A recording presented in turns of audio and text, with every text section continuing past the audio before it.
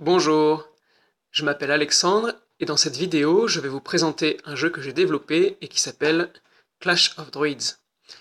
Alors le thème du jeu, il s'agit de combats entre clans celtes pour avoir le contrôle d'une clairière, le Nemeton, car c'est le lieu sacré.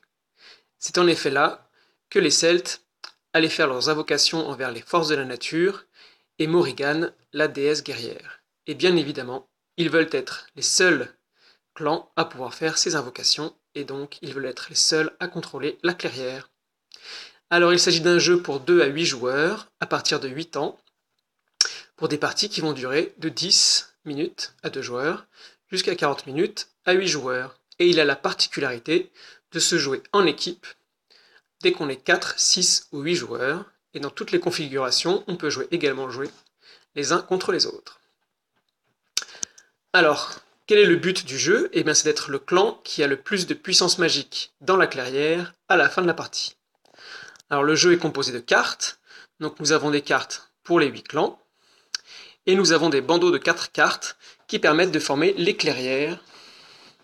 Donc, je fais un petit zoom arrière pour voir ici une clairière à 6 joueurs dans lesquelles on va pouvoir jouer.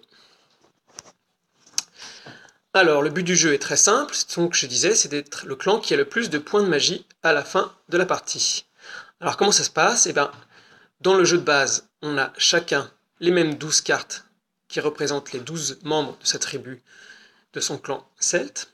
Et à son tour de jeu, on va poser une de ces cartes à côté de son druide dans la clairière.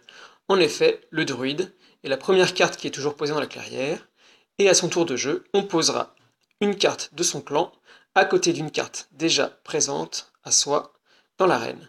Par exemple, ici, je peux poser mon membre de clan de force 3 à 3 endroits dans l'arène pour la première carte. Alors si on regarde un peu plus en détail les 12 cartes du clan, donc nous avons 12 cartes qui ont une force qui va de 1 à 6. Donc nous avons le druide qui a une force de 1, qui est toujours la première carte posée dans l'arène, dans la clairière, et nous avons le guerrier de force 6. Et la spécificité, eh bien, c'est que plus on s'est entraîné à la guerre, moins on a travaillé à développer sa puissance magique. Ainsi, on voit que le guerrier qui a une force de 6 rapporte 0 en points de puissance magique, alors que le druide, lui, n'a pas beaucoup pratiqué la guerre, donc il n'a qu'un point de force, mais il rapporte 5 points de magie s'il est encore présent en fin de partie. Et donc nous avons une carte de force 1, 2 cartes de force 2, 3 cartes de force 3, 3 cartes de force 4 et 2 cartes de force 5. Et nous voyons donc que les points de magie sont inversement proportionnels à la force. Ainsi, les cartes de force 2 rapportent 4 points de magie, les cartes de force 4, 2 points de magie, les cartes de force 5, un seul point de magie.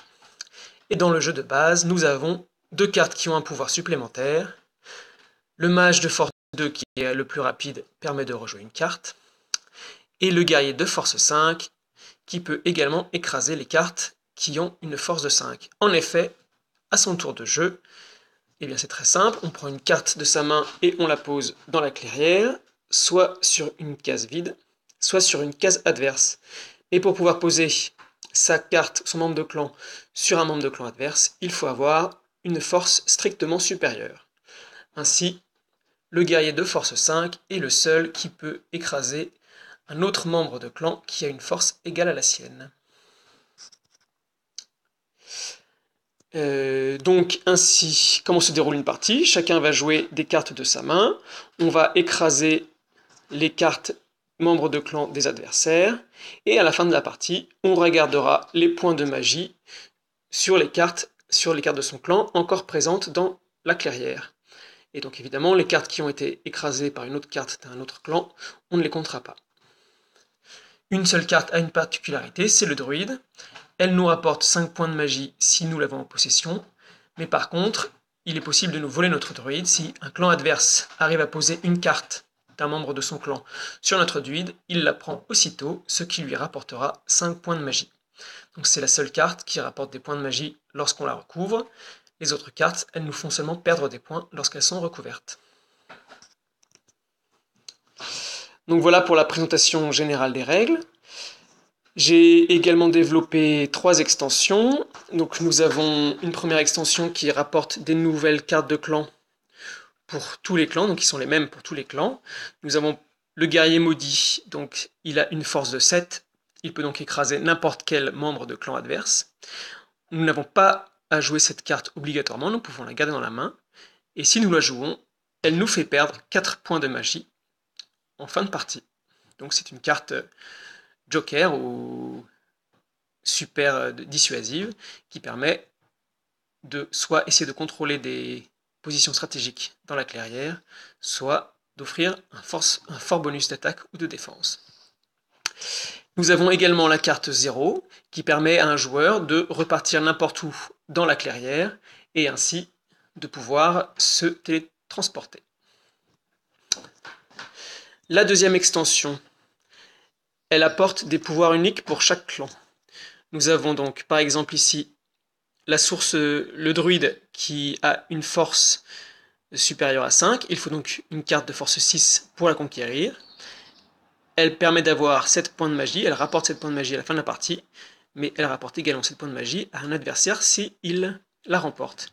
Donc on est sur un clan qui est plutôt dans un jeu défensif, essayer de défendre encore plus son druide. Nous avons pour le clan vert une deuxième carte de force 6, qui rapporte 2 points négatifs si on la joue. C'est un peu comme le guerrier maudit.